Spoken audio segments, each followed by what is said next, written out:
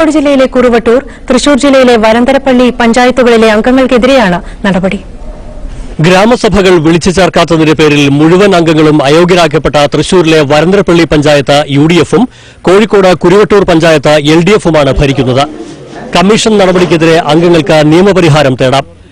അനുകൂല വിധിയുണ്ടായില്ലെങ്കിൽ രണ്ട് പഞ്ചായത്തുകളിലും പുതുതായി തെരഞ്ഞെടുപ്പ് നടത്തും.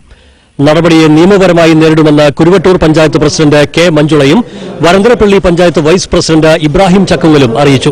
ഒരാളെ മാത്രമല്ലല്ലോ അയോഗ്യരാക്കി, 18 പേര് അയോഗ്യരാക്കിയിട്ടുണ്ട്. അപ്പൊ 18 പേര് അയോഗ്യരാക്കി ഞങ്ങൾ കേട്ട ഒരാളാണ് പറയുന്നത്, ഞങ്ങൾക്ക് പിന്നെ രേഖാമൂലം കിട്ടിയിട്ടില്ലല്ലോ. അപ്പൊ അതുകൊണ്ട് തന്നെ അതിനെ നിയമപരമായി നേരിടാനാണ് ഇപ്പോൾ നിങ്ങൾ ആലോചിച്ചിട്ടുള്ളത്. കൂടുതൽ കാര്യങ്ങൾ ഞങ്ങൾക്കൊന്ന് കൂടിയിരുന്ന് ആലോചിച്ചിട്ടേ പറയാൻ കഴിയുള്ളൂ.